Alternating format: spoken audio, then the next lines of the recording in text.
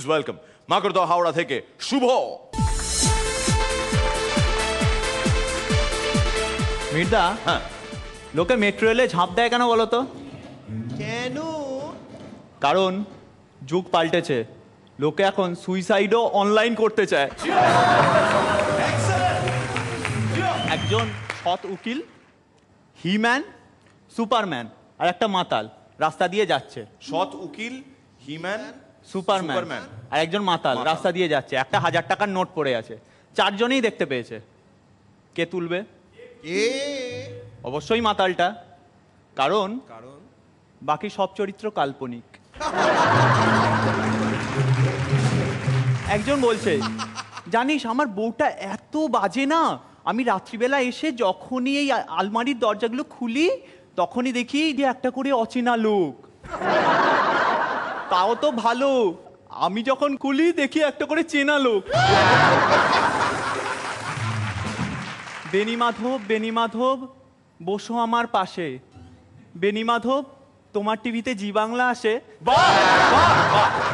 বেনিমাধব, বলেছিলাম মিরাক্কেলে যাব, আর কিছু না পাই ফুটেজ আমি খাবো। রনিদা মারছেও কি ডায়াগোনালে? বলো রনিদা, এতদিনে কি খুঁজে পেলে? তখন তুমি জিন্স টি শার্টে, আমি পরে থাকি উপেক্ষায়। তখন তোমার এক মাথা চুল কোন রমণীর মন ভোলায়। আহা, মাথার ওপর চিরুনি চালাও, গজনী চলে যে এই বুকে। ভাবি কি কারণে, কার প্রেমে আর থাকবো কি সুখে। কিন্তু এখন সবাই নিয়েছে বিদায়, আমায় দিয়েছ কাতর ডাক। সেই থেকে আমি ঢেকে রেখে দিই পরাণ দাদুর মিষ্টি টাক। তা মেকআপ ম্যান এদিকে আয়, মুখে কিছু ঘষ, না হলে তো আমায় চিকুর মতো লাগবে বস। চিকুদা বলল, মির্দা আমায় ওপেন স্টেজে চেটো না। মির্দা বলল, চিকু তুই অতখানিও এঁটো না। ফর্সা না হয় নাই হয়েছিস, কি হয়েছে তাতে? ফর্সা না হয় নাই হয়েছিস, কি হয়েছে তাতে? হয়েছে কি? সোনা, তুই তো আমার কালো জিরে সাদা পান্তা ভাতে। আর এই যেমন টক টক দই, ওরম করে হাসবে না তো আর। আচ্ছা, একা কি তোমার দায়িত্ব টিআরপি বাড়াবার? একটা পারফরমেন্স হলো, বাঁচা গেল। এবার জাজেস কমেন্টস। পরান্দা বলো। বিষয়বস্তু খুবই দুর্বল। হ্যাঁ, তবুও পরান দাদু হাসছে, তারপরেও কিছু পাবে বলে রোজ এখানে আসছে। শ্রীলেখাদির লাগে সবকিছু ভালো, খারাপের নো এন্ট্রি। কতক্ষণ ধরে বক বক করে, বাবা ওটা কমেন্টস না কমেন্ট্রি।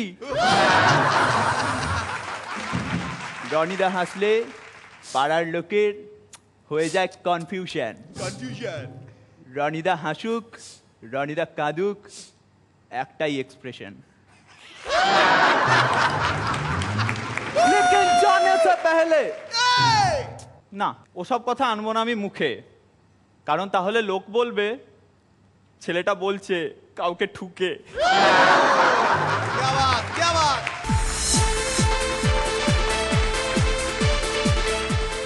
মাকড়দহ হাওড়া থেকে শুভ।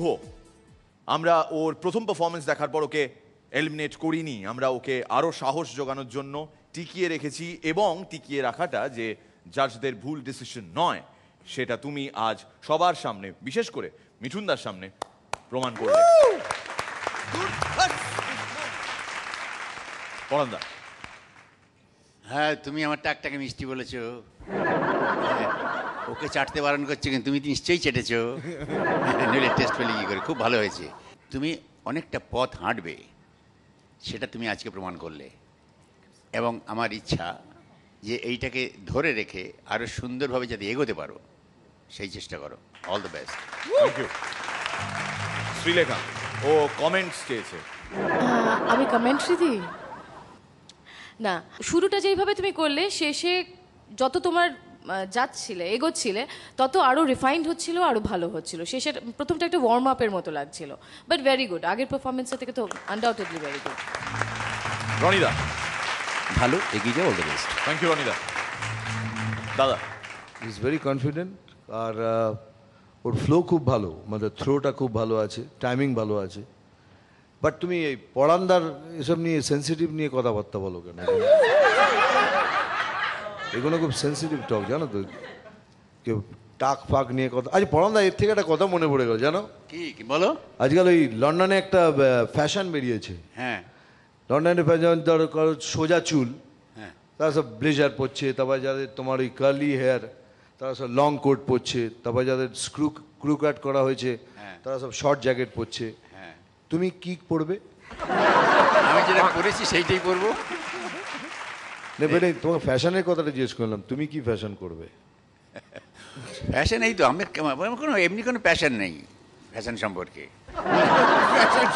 যখন যেটা পাই তখন সেইটা পড়ি, শুধুমাত্র যে উদ্দেশ্যে ওইগুলো পড়া সেইটা যেন সাধিত হয়, এইটাই আমি মনে করি।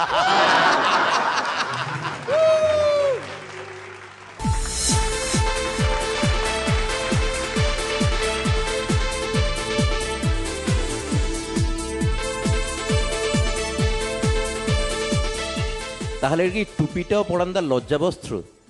সেটা এখন বিচার করার জন্য তোকে ভেবে দেখতে হবে টাকটা কতটা প্রশস্ত। টাক নিয়ে ইয়ার্কি করতে ও সিদ্ধহস্ত, কিন্তু পরান্দার টাক কতটা প্রশস্ত সেটা নিয়ে কথা বলতে হবে। আর টাকটা কেন হয়েছে, কি বাহ্যিক, আঙ্গিক, তোর হয়ে গেছে না তুই রেখেছিস, কি বিষয় আছে? পরান্দার টাকের ব্যাপারে কোনো হাত নেই, চুলের ব্যাপার। চুল কমে এসেছে, বাগান সাফ হয়ে গেছে, যেরকমটি আছে আছে। আমার বিষয়টা তোকে বলছি, শোন, আমার বিষয়টা আমি নিজে থেকে তৈরি করেছি। Man creates his own destiny, I create my own hair style. Diplomatic হয়ে হাসার কোনো দরকার নেই। আমি কেন হাসছিস? আমি টাকটা সম্পর্কে যখন, তাহলে তো ফিফথ এডওয়ার্ড তিনি কি খুব লজ্জিত ছিলেন যেহেতু তিনি সেটা ডাকতে পারতেন না বলে? না, এই ব্যাপারে গৌতম দা বলবে। আচ্ছা।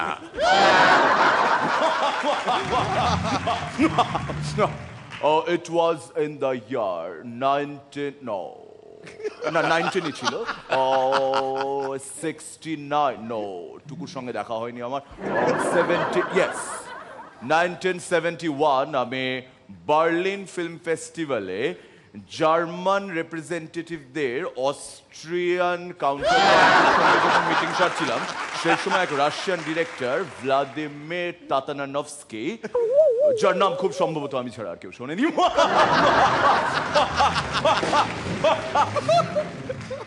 বলেছিলেন যে বছর 30 পর এক টাক মাথা বয়স্ক ভদ্রলোক ঠিক ওই ডিরেক্টরের নাম বলবেন, যার নাম আমি কোনোদিন শুনি।